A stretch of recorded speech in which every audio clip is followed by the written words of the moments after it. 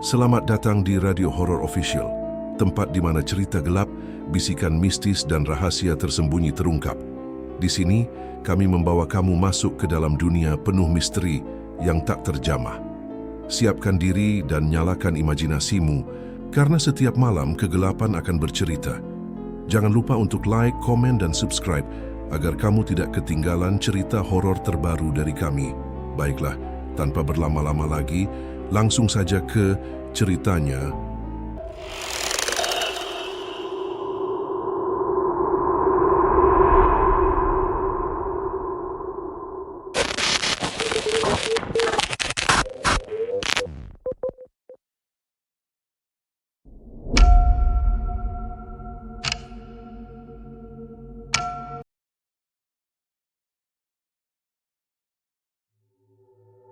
Di sebuah desa kecil bernama Tegal Pandan, kehidupan warganya tampak biasa-biasa saja. Sawah membentang luas, suara jangkrik terdengar di malam hari, dan udara dingin menembus tulang setiap fajar. Namun, di balik tenangnya desa itu, tersimpan jurang yang dalam antara orang kaya dan orang miskin.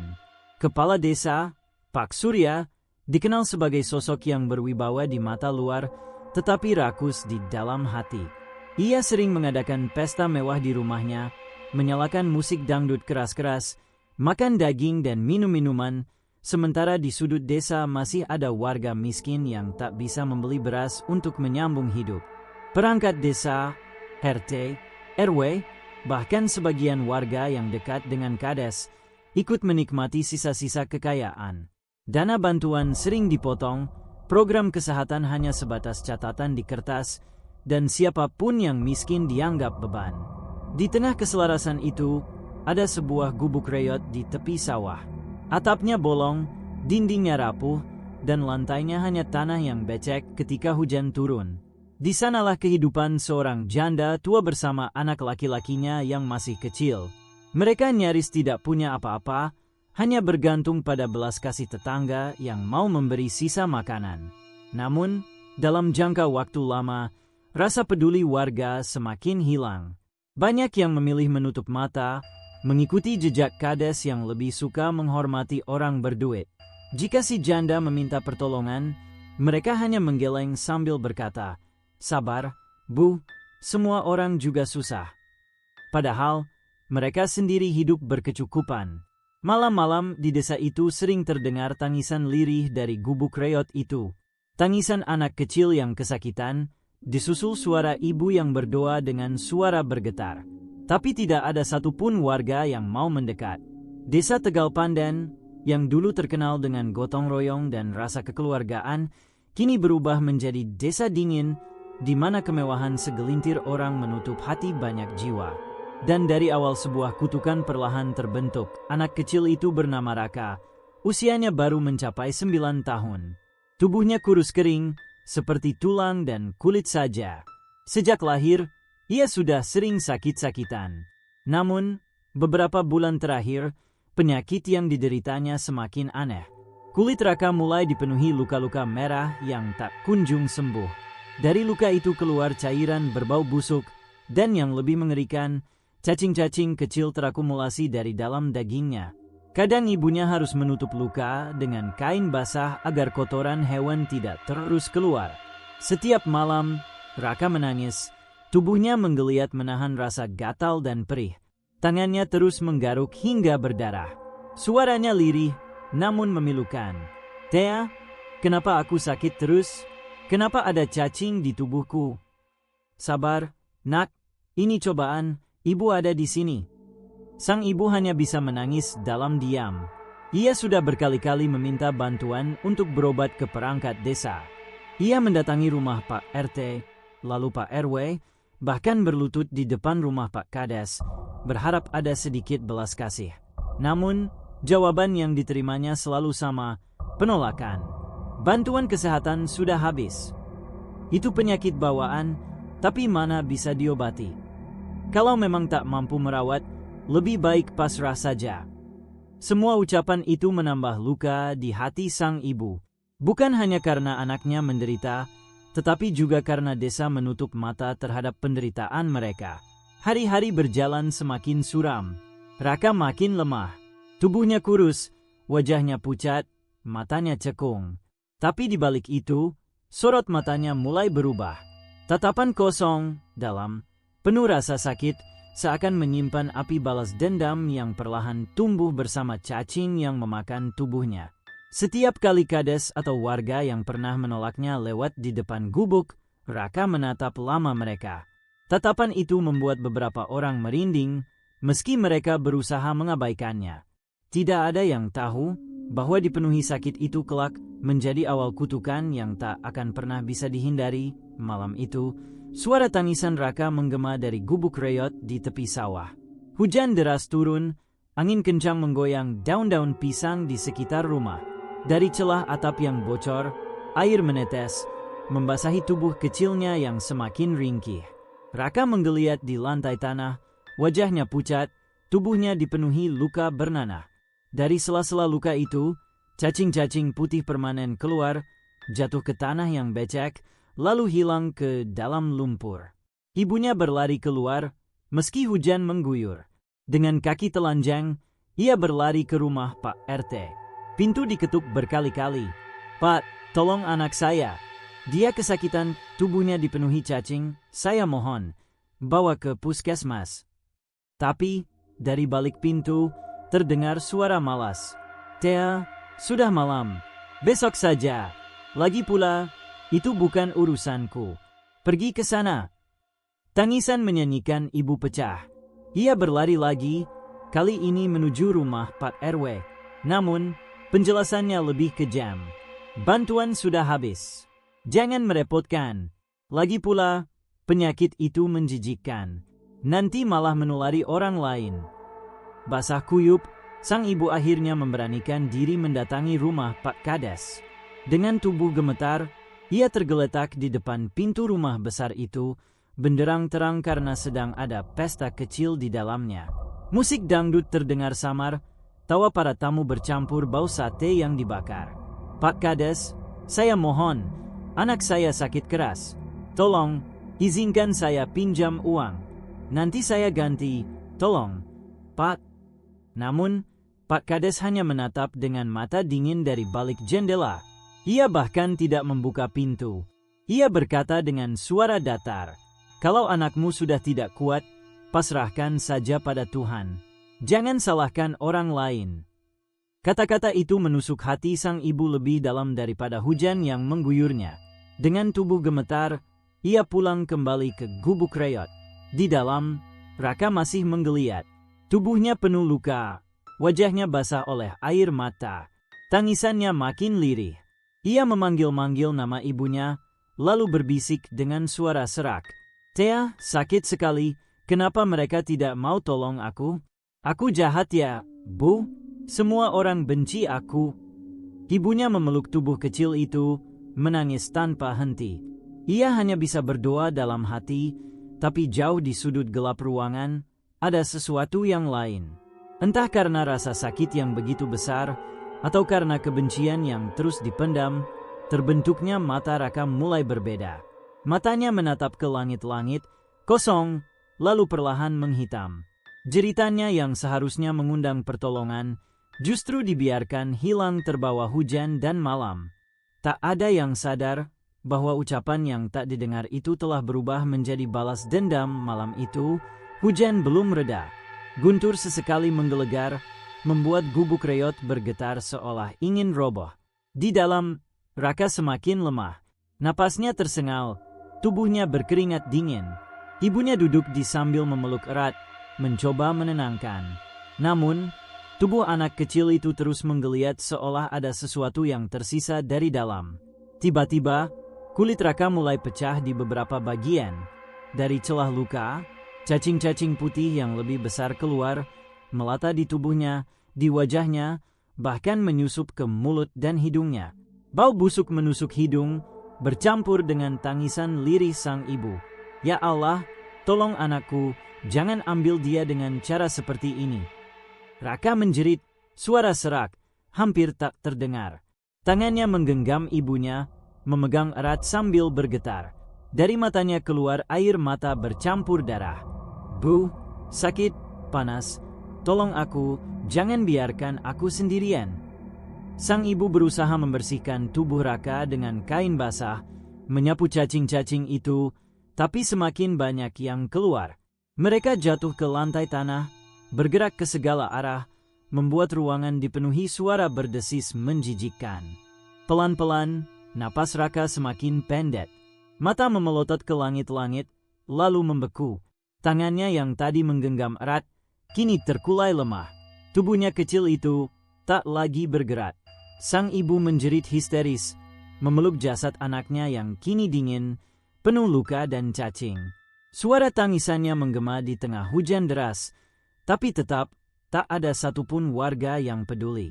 Keesokan harinya, jenazah Raka dikuburkan seadanya. Tidak ada proses yang layak, tidak ada doa dari para tetangga.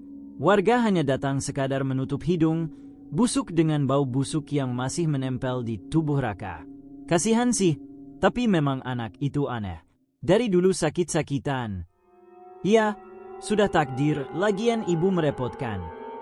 Bisik-bisik warga justru menambah luka. Sang ibu hanya bisa menangis dalam diam, berdiri di makam kecil anaknya. Hatinya hancur, sementara tanah kuburan Raka perlahan menyerap darah, nanah, dan cacing yang keluar dari tubuhnya. Tak ada yang tahu, liang lahat itu tidak benar-benar tenang. Di bawah tanah basah, mata Raka yang seharusnya terpejam, terbuka perlahan, hitam legam, menatap penuh balas dendam malam itu. Langit desa Tegal Pandan kembali gelap. Hujan turun lebih deras, petir sesekali menyambar, membuat pepohonan di sekitar pemakaman bergoyang-goyang. Di tanah pemakaman yang sepi, satu gundukan baru tampak menonjol, kuburan kecil Raka. Ibunya masih duduk di sana, basah kuyup, menolak pulang. Tangannya menggenggam tanah basah yang menutupi jasad anaknya. Air matanya bercampur dengan air hujan. Nak, tidurlah tenang ya, meski mereka tak peduli, ibu selalu di sini. Namun, di balik lirih doa itu, sesuatu yang ganjil mulai terasa. Dari dalam gundukan tanah, muncul bunyi berkeriut, seperti suara cacing yang menggeliat dalam jumlah banyak. Bau busuk tiba-tiba tercium, menusuk lebih kuat dibandingkan siang tadi. Angin kencang berhembus. Lilin kecil yang dibawa ibunya padam seketika. Gelap, hanya suara hujan dan sesekali petir yang terdengar. Dalam kegelapan itu, sang ibu mendengar suara lirih, suara yang sangat dikenalnya. "Teh, aku sakit, Bu."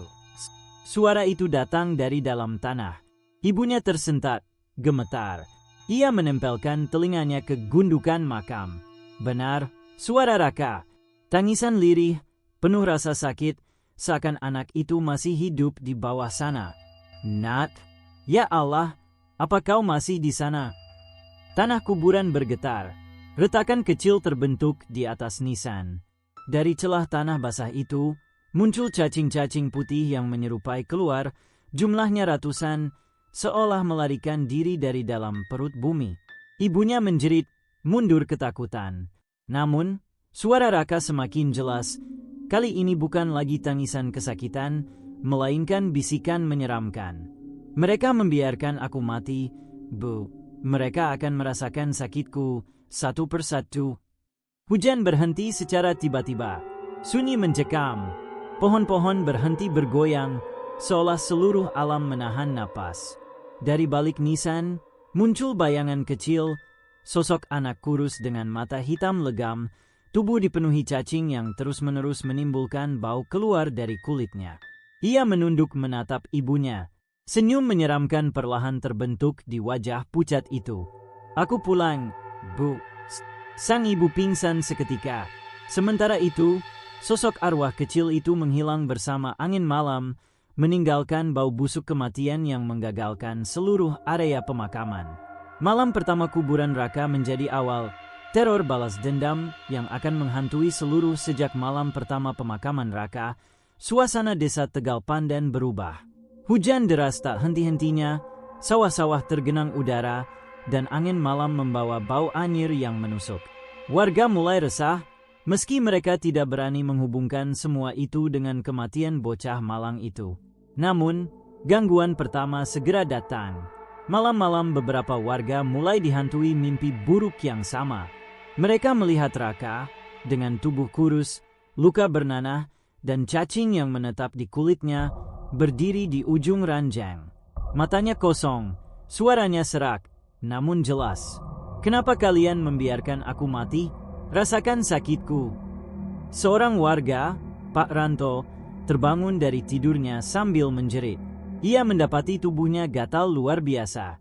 Saat menggaruk, kulitnya robek sendiri, dan dari luka itu muncullah seekor cacing putih kecil yang bergerak keluar. Ia menjerit histeris, membuat istrinya pingsan ketakutan. Di rumah lain, Bu Darmi yang dulu menolak memberikan makanan kepada janda dan anaknya, mendengar suara ketukan di pintu rumahnya tengah malam. Tok, tok, tok. Ketika dibuka, tak ada siapapun. Namun, di depan pintu terlihat bekas jejak kaki kecil berlumuran lumpur dan cacing. Suara lirih terdengar dari kejanggalan. "Aku lapar, Bu. Kenapa dulu kau usir aku?" Bu Darmi menutup pintu dengan panik, namun suara ketukannya berpindah ke jendela, ke dinding, bahkan ke atap. Di balai desa, Pak Kades sendiri mulai merasa aneh. Ia bermimpi duduk di ruang kerjanya, menandatangani berkas. Tiba-tiba ia sadar, tinta di tangannya berubah menjadi darah segar. Saat dia menoleh, di kursi depan meja tempat kerjanya Raka, menatap tajam dengan senyum menyeramkan. "Pak Kades, gantian giliranmu." Pak Kades terbangun dengan nafas tersengal. Pada saat itu, dia merasakan ada sesuatu yang tertanam di kakinya. Ketika ia menyibakkan selimut, ia menemukan belasan cacing putih menggeliat di kakinya. Ia menjerit, tapi ketika lampu dinyalakan, cacing itu hilang, hanya meninggalkan bau busuk yang menusuk. Sejak malam itu, warga desa hidup dalam ketakutan. Mereka mulai fobia gelap, menyalakan lampu sepanjang malam, tapi tetap tak bisa tidur karena suara bisikan lirih yang datang entah dari mana. Desa Tegal Pandan kini bukan lagi desa biasa. Ia sudah berubah menjadi desa terkutuk. Dan ini baru dimulai, hari-hari berikutnya, teror tak lagi sekadar mimpi buruk. Kini, satu persatu warga desa mulai mengalami penyakit aneh. Awalnya hanya gatal kecil di kulit, seperti gigitan serangga. Namun, semakin hari, luka itu membesar, bernanah, dan dari dalamnya keluarlah cacing hidup. Warga yang terserang penyakit ini menjerit-jerit kesakitan. Mereka merobek kulitnya sendiri, berusaha mengeluarkan cacing yang ada di daging mereka. Bau busuk menyebar ke seluruh rumah, membuat keluarga lain enggan mendekat. Pak Ranto, orang pertama yang terkena, ditemukan terbaring dengan tubuh penuh luka terbuka. Cacing-cacing menggeliat di kelopak mata, telinga, bahkan keluar dari mulut. Saat ia masih hidup, ia berteriak sambil meronta, "Tolong, keluarkan mereka! Tolong!" Namun tidak ada yang berani mendekat. Semuanya hanya menutup hidung, menjauh, menganggap itu kutukan yang tidak bisa ditolong. Bu Darmi yang pernah menolak memberi makan Raka juga terserang. Setiap malam ia merasakan sesuatu yang menggeliat di bawah lapisan kulit. Ketika ia mencoba menekan dengan tangan, berkelok-kelok, seolah-olah ada sesuatu yang hidup di dalam. Suatu malam, ia muntah darah bercampur cacing yang masih menggeliat. Ia menjerit sekeras-kerasnya hingga suaranya hilang. Kabar penyakit misterius ini menyebar dengan cepat. Warga panik, tapi anehnya, yang terkena penyakit hanyalah orang-orang yang dulunya menolak, mengabaikan, atau memarahi Raka dan ibunya. Seakan-akan penyakit itu memilih korbannya dengan penuh dendam. Beberapa warga yang masih sehat mulai ketakutan. Mereka bergunjing, "Ini pasti kutukan anak itu. Dia meninggal tidak wajar, kita semua akan kena balasannya. Tapi, apa yang bisa kita lakukan? Kuburnya saja penuh cacing." Pak Kades mencoba menenangkan dengan pidato di balai desa. Ia mengatakan penyakit itu hanyalah wabah biasa, bukan kutukan. Namun, saat ia berbicara, banyak warga melihat cacing kecil di ujung meja dan kursinya. Mereka saling memandang dengan wajah pucatnya, yakin bahwa kutukan itu nyata. Di malam hari, Suara lirih kembali terdengar di rumah warga yang ketakutan. Suara anak kecil, penuh dendam. Sakitku, sekarang sakitmu. Maka, dimulailah malam-malam panjang di desa Tegal Pandan, di mana terjadi manusia dan suara cacing bercampur menjadi satu. Desa Tegal Pandan kini seperti neraka. Setiap malam, terdengar dari berbagai rumah. Bukan hanya karena penyakit aneh yang menggerogoti tubuh, tetapi juga karena sosok arwah raka mulai menampakkan diri. Warga yang masih sehat hidup dalam ketakutan. Mereka menyalakan lampu sepanjang malam, berharap cahaya bisa menghilangkan rasa ngeri. Namun, ternyata cahaya justru memperjelas teror yang ada. Ketukan malam. Di rumah Bu Darmi, suara ketukan pintu kembali terdengar. Tok, tok, tok. Kali ini, dia tidak berani membuka. Namun, ketika ia mengintip dari celah jendela, terlihat sosok kecil berdiri di depan pintu. Tubuhnya penuh luka, cacing mengeluarkan cairan busuk dari matanya, mulut terbuka meneteskan cairan busuk. Bu, aku lapar. Bu Darmi menutup mulutnya, menahan teriakan. Namun sosok itu tiba-tiba menghilang. Ia berpikir aman, sampai terdengar suara langkah kecil dari dalam rumah. Bayangan di dinding. Di rumah Pak Ranto yang sakit, merawat istrinya dengan rasa takut. Saat ia mengambil udara di dapur, ia melihat bayangan di dinding, bayangan seorang anak kecil dengan kepala tertunduk. Saat menoleh, tidak ada siapapun. Tapi ketika ia kembali ke kamar, Raka sudah duduk di samping suaminya yang bernafas, mengelus-elus luka penuh cacing di tubuhnya. Sakit, kan? Sama seperti aku. Pak Ranto menjerit, dan saat istrinya menyalakan lampu, sosok itu menghilang. Namun di kasur, tertinggal bekas lumpur dan cacing-cacing yang masih menggeliat. Balai Desa. Di Balai Desa, Pak Kades yang mulai gelisah memanggil beberapa perangkat untuk rapat darurat. Mereka membicarakan penyakit yang semakin menyebar. Namun, tiba-tiba lampu padam. Gelap gulata. Dari ujung ruangan terdengar suara tawa kecil. Hehehe. Sekarang giliran kalian. Saat petir menyambar, kilatan cahaya menampilkan Raka berdiri di pojok ruangan. Tubuhnya hitam, matanya kosong, cacing-cacing keluar dari mulut. Para perangkat desa menjerit, beberapa pingsan ketakutan. Begitu lampu kembali menyala, sosok itu hilang, tapi seluruh meja dipenuhi jejak lumpur kecil dan bau busuk. Malam demi malam, kehadiran arwah Raka semakin nyata. Bukan sekedar mimpi atau suara, tapi benar-benar menampakkan diri di rumah-rumah. Warga tak lagi bisa tidur, tak lagi bisa makan, dan semakin yakin desa mereka sudah dililit kutukan balas dendam. Meski warga satu persatu jatuh sakit, Pak Surya, sang kades, tetap menolak mengakui bahwa semua ini adalah kutukan. Ia berdiri di balai desa dengan wajah angkuh, meyakinkan semua orang bahwa penyakit dan teror hanyalah halusinasi massal. Kalian terlalu percaya tahayul. Ini hanya wabah biasa. Jangan tertipu. Selama aku ada, desa ini aman. Namun, kata-kata itu terdengar kosong. Warga sudah tidak percaya lagi. Mereka tahu, sejak kematian Raka, ketenangan desa menghilang. Malamnya, Pak Surya pulang ke rumah besarnya. Istrinya sudah pergi ke rumah orang tuanya karena ketakutan, sehingga ia tinggal sendiri. Rumah mewah itu kini terasa sunyi, hanya ditemani suara hujan dan petir. Pak Surya mencoba tidur, tapi matanya terus terjaga. Ia mendengar suara ketukan kecil di dinding kamarnya. Tok, tok, tok. Ia mengabaikan, mengira itu hanya mengomel pohon.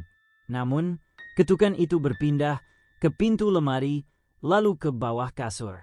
Dengan wajah kesal, ia berteriak, "Siapa di sana? Jangan main-main." Sunyi, namun tiba-tiba ia merasakan sesuatu membasahi kakinya. Saat disibakkan selimut, puluhan cacing putih keluar dari celah kulitnya, menggeliat hidup. Ia menjerit dan melompat turun dari kasur. Namun, begitu lampu menyala, cacing itu lenyap, hanya menyisakan bau busuk menyengat.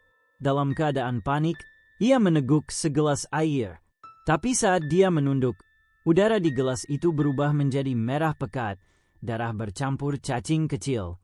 Ia terbatuk, membuang gelas, lalu terhuyung-huyung ke ruang tamu. Di sana, matanya membelalak. Di kursi tamu, sosok kecil duduk dengan tenang. Tubuhnya basah lumpur, matanya kosong hitam, senyum tipis di wajahnya. Cacing itu terletak dari sudut ke lantai. "Pak Kades, ingat aku." Pak Surya gemetar, napasnya tersengal. Ia mencoba berteriak, tapi suaranya tercekat. Sosok itu perlahan berdiri, mendekat ke suatu tempat, meninggalkan jejak lumpur di lantai marmer rumah mewah itu. "Dulu kau bilang pasrah saja, sekarang kau yang harus pasrah." Petir menyambar, ruangan bergetar. Sosok itu menghilang. Tapi di kursi tempat ia duduk, tertinggal bekas tubuh penuh lumpur dan cacing yang masih hidup. Pak Surya terjatuh terduduk. Untuk pertama kalinya, sang kades yang angkuh itu merasakan ketakutan sejati. Namun ia tetap berusaha menyangkal, tidak mau mengaku kalah pada arwah seorang anak kecil. Yang tidak dia tahu, teror itu baru saja dimulai. Desa Tegal Pandan kini benar-benar berubah menjadi neraka. Warga yang dulunya menolak membantu Raka jatuh sakit satu persatu. Penyakit itu tak mengenal ampun. Mereka mulai dengan gatal, lalu luka, lalu tubuh dipenuhi cacing hidup. Di jalan-jalan desa, terdengar setiap malam. Rumah-rumah yang dulu berdiri kokoh kini sunyi, hanya menyisakan bau busuk mayat bercampur tanah basah. Orang-orang mati dengan tubuhnya membengkak, kulit pecah, dan dari dalamnya keluar ribuan cacing. Beberapa warga yang masih sehat mencoba melarikan diri ke desa tetangga. Namun anehnya, jalan keluar selalu tertutup kabut tebal. Mereka berputar-putar, selalu kembali ke desa itu, seolah ada kekuatan gaib yang mengurung mereka di dalam kutukan. Di tengah kekacauan, suara tangisan anak kecil sering terdengar. Kadang dari pemakaman, kadang dari sawah, kadang dari rumah kosong. Tangisan itu menggema, membuat bulu kuduk merinding, dan setiap kali tangisan itu terdengar, selalu ada satu orang lagi yang mati dengan cara mengenaskan. Kematian di balik jeritan. Pak Ranto, yang sudah hampir bernafas, akhirnya mati di depan keluarganya. Tubuhnya meledak dari dalam, menyemburkan cacing putih ke segala arah. Istrinya menjerit histeris, namun saat mencoba kabur, kakinya terinjak ke dalam berisi air penuh cacing, lalu ia sendiri ikut mati dengan tubuh digerogoti hidup-hidup. Di rumah Bu Darmi, tetangga menemukan jasadnya dalam keadaan mengerikan. Mulutnya menganga lebar, wajahnya membiru, dan dari dalam kerongkongannya cacing-cacing masih keluar tanpa henti, menutupi lantai rumah. Rumor pun menyebar, arwah Raka sendiri yang memilih siapa yang akan mati malam itu. Balai desa berlumur teror. Di balai desa, para perangkat yang dulu ikut menolak membantu kini berkumpul, berharap Pak Surya memberi solusi. Namun, saat rapat berlangsung, tiba-tiba pintu menutup sendiri dengan keras. Angin dingin masuk, lampu padam. Suara langkah kecil terdengar di dalam ruangan. Lalu, satu persatu perangkat desa melihat bayangan anak kecil berdiri di pojok, menatap mereka. "Kalian yang membiarkan aku mati." Lampu menyala kilat karena petir, dan mereka semua melihat Raka berdiri di tengah ruangan. Tubuhnya penuh luka terbuka, cacing keluar, matanya hitam pekat. Teriakan histeris memenuhi ruangan. Beberapa perangkat desa berlari, tapi begitu sampai pintu, tubuh mereka dihantam kekuatan tak terlihat, terhempas ke dinding hingga berdarah. Yang lain hanya bisa menangis, bersujud, memohon ampun. Namun, arwah itu hanya tersenyum. "Ampunan? Terlambat." Seketika, seluruh ruangan dipenuhi bau busuk, dan cacing-cacing sepertinya keluar dari celah lantai kayu, menutupi kaki mereka. Balai desa berubah menjadi kuburan hidup. Pak Surya, sang kades, kini benar-benar sendirian. Semua perangkat desa sudah mati dengan cara mengenaskan di balai desa. Warga satu persatu meregang nyawa, hanya menyisakan sedikit orang yang masih berusaha bersembunyi di rumah mereka. Namun, meski teror sudah jelas nyata, Pak Surya tetap menolak mengakui kesalahannya. Ia mengurung diri di rumah mewahnya, mencoba berdoa seadanya, tapi lidahnya terasa keluh. Ia terlalu terbiasa hidup dengan keserakahan dan kesombongan untuk benar-benar merendah. Malam yang terakhir. Malam itu, suara hujan turun begitu deras. Dari jendela kamarnya, Pak Surya melihat halaman rumahnya dipenuhi udara. Ia mengucek mata, karena udara itu terlihat aneh, bergerak seperti ribuan cacing berenang bersama. Ketakutan semakin bertambah ketika ia mendengar suara ketukan dari depan rumah. Tok, tok, tok. Ia berlari ke pintu dengan tangan gemetar. Begitu pintunya terbuka, tidak ada siapa-siapa. Hanya lumpur yang menempel di lantai. Ketika ia menoleh ke dalam rumah, sosok itu sudah berdiri di ruang tamu. Raka, tubuh kecil, pucat, mata hitam pekat. Dari rongga dadanya yang terbuka, cacing-cacing jatuhan ke lantai. Senyumnya dingin. Pak Kades, dulu aku datang padamu. Kau bilang pasrah saja. Sekarang, kau juga harus pasrah. Kengerian yang tak bisa dihindari. Pak Surya berteriak sambil berlari ke lantai 2. Namun setiap kali ia membuka pintu kamar, ia selalu kembali ke ruang tamu, ke tempat sosok itu menunggunya. Seakan rumahnya sendiri sudah berubah jadi jebakan gaib. Keringat dingin bercucuran. Ia sujud di lantai sambil menangis. Ampuni aku salah. Jangan ganggu aku, nak. Tapi suara kecil itu menjawab dengan getir. Ampunanmu tidak bisa membeli nyawaku kembali. Tiba-tiba, lantai rumah retak. Dari dalam retakan itu, ribuan cacing putih keluar dengan cepat menuju ke arah Pak Surya. Ia mencoba lari, tapi cacing-cacing itu melilit tubuhnya, masuk lewat hidung, telinga, dan mulut. Ia berteriak sekeras mungkin, tubuhnya menggeliat tak terkendali. Dalam sekejap, Pak Surya tumbang di lantai, tubuhnya membengkak, lalu pecah. Dari dalamnya, hanya tersisa kerangka dan lautan cacing yang terus menggeliat. Di ruang tamu, Raka menatap dingin, lalu berbisik pelan. Keadilan sudah tiba. Sosok itu perlahan menghilang, hanya menyisakan bau busuk yang menyesakkan seluruh rumah. Beberapa minggu setelah kejadian mengerikan itu, desa Tegal Pandan tidak lagi terdengar kabarnya. Orang-orang dari desa tetangga mulai curiga karena ada seorang pun datang ke pasar atau sawah. Ketika akhirnya beberapa orang berani masuk, yang mereka temukan hanyalah desa mati. Rumah-rumah kosong dengan pintu terbuka, dinding berlumut, dan bau busuk menyengat dari setiap sudut. Di dalam, mereka hanya menemukan kerangka manusia berserakan, sebagian besar masih dikelilingi tanah basah dan cacing-cacing putih.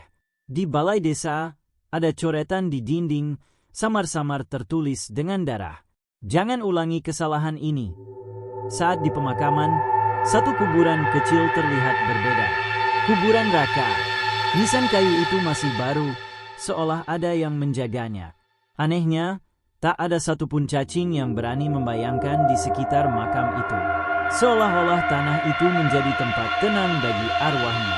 Legenda Tegal Pandan. Sejak saat itu, tak ada satupun orang yang mau tinggal di Tegal Pandan. Desa itu dikenal sebagai desa terkutuk. Siapapun yang mencoba bermalam di sana mengaku mendengar tangisan anak kecil di tengah malam, kadang diikuti bisikan. Tolong aku, jangan biarkan aku mati lagi. Beberapa orang bahkan bermimpi melihat bayangan anak kecil berdiri di tepi jalan desa, tubuhnya pucat, matanya hitam, sebelum perlahan hilang ditelan kabut. Desa Tegal Pandan akhirnya dibiarkan kosong, ditelan hutan dan waktu. Namun kisahnya menjadi peringatan bagi desa-desa sekitar, jangan pernah menutup mata terhadap penderitaan orang miskin, karena terkadang doa yang tak didengar bisa berubah menjadi kutukan yang tak terhentikan. Saudara pendengar, itulah kisah kelam dari desa Tegal Pandan. Sebuah kisah tentang bagaimana tangisan seorang anak miskin yang diabaikan, akhirnya menjelma menjadi kutukan yang menyiksa seluruh desa. Dari kades yang tamak, hingga warga yang buta hati, tak seorang pun bisa lolos dari balas dendam arwah kecil bernama Raka. Kini, desa Tegal Pandan tinggal kenangan, hanya terlihat rumah kosong, bau busuk tanah, dan bisikan yang masih terdengar di malam hari. Ingat, saudara pendengar, jangan pernah menutup mata terhadap penderita orang kecil. Karena doa yang tidak pernah sampai bisa berubah menjadi laknat yang mengerikan. Apakah mungkin desa Anda akan bernasib sama? Hehehe.